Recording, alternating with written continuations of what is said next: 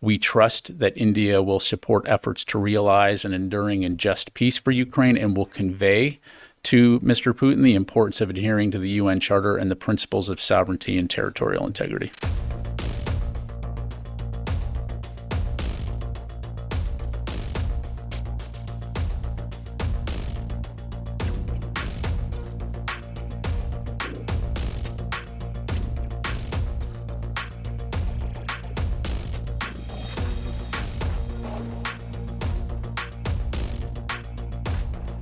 Jennifer. General Ryder, I'd like to get your reaction to India's Prime Minister Narendra Modi being in Moscow holding a summit at the same time that NATO is holding its summit. Is this seen as a threat to NATO? He was seen warmly embracing Vladimir Putin. Is there any reconsideration of selling weapons to India if they're going to be so closely allied with Russia? Yeah, so a couple of things. So first of all, as you know, India and Russia have had a relationship for a very long time. From a U.S. perspective, India is a strategic partner with whom we continue to engage in with full and frank dialogue, to include their relationship with Russia. As it relates to the NATO summit being this week, of course, like you, the world is focused on that.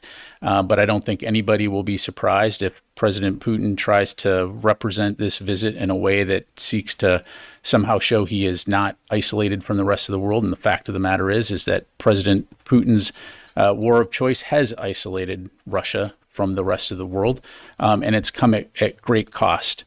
Their war of aggression has come at great cost. And the facts bear that out. So, we will continue to view India as a strategic partner. We'll continue to have robust dialogue with them, and I'll just leave it there. But he's not looking so isolated with the head of the world's largest democracy being in Moscow, embracing him right now.